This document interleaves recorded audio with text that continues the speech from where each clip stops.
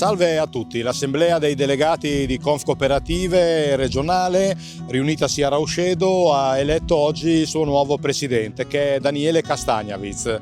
Noi l'abbiamo incontrato e gli abbiamo posto alcune domande per quello che può essere il suo percorso nei prossimi 4 anni.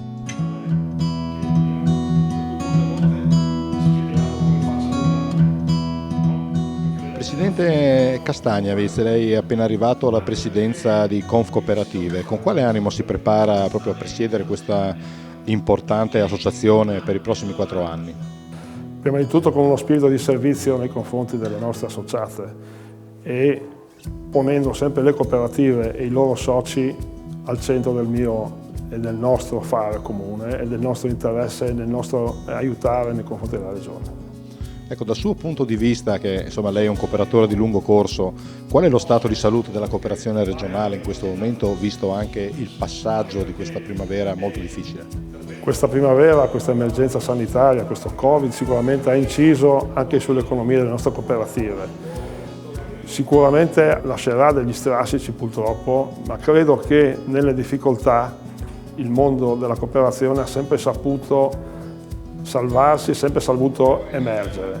Proprio in questi momenti, nella gran parte dei casi, la cooperazione dimostra la sua forza, il suo fatto di essere solidale. Confcooperative, comunque l'associazione regionale, è fatta da molti settori, di molti campi di impiego, di molti campi di servizio.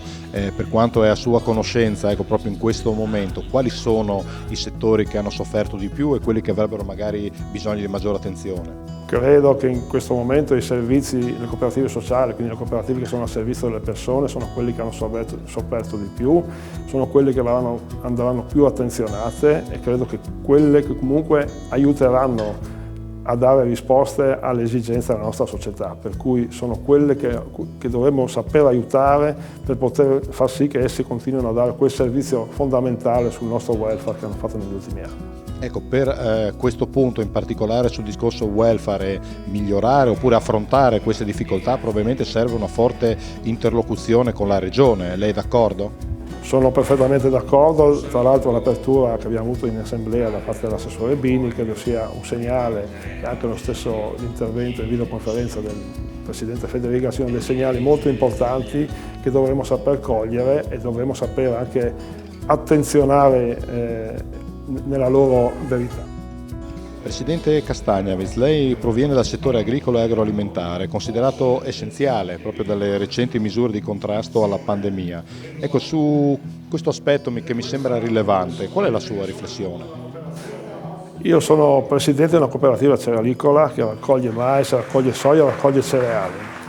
Proprio in questo periodo siamo stati, a differenza di altri, con tutte le difficoltà del caso, abbiamo per alcuni aspetti lavorato di più, perché abbiamo dovuto sopperire alle difficoltà che alcune cooperative dell'Emilia Romagna, piuttosto che del Veneto e soprattutto della Lombardia, avevano nel consegnare prodotti, per cui abbiamo sopperito a questa loro difficoltà. Questo indica come il mondo della cooperazione, anche con le difficoltà, solo per fare un esempio, la logistica dei trasporti con i camionisti che venivano dall'est Europa, che non volevano venire in Italia, solo queste piccole cose dimostrano l'importanza di un settore agroalimentare forte, sostenibile, come diceva il Presidente Galvini, con 3 gambe, non solo dal punto di vista ambientale, ma anche dal punto di vista sociale, quindi rivolto verso la popolazione, ma anche dal punto di vista economico. Non possiamo pensare che l'agricoltura diventa sostenibile solo dal punto di vista ambientale se non c'è un'economia che la regga sopra.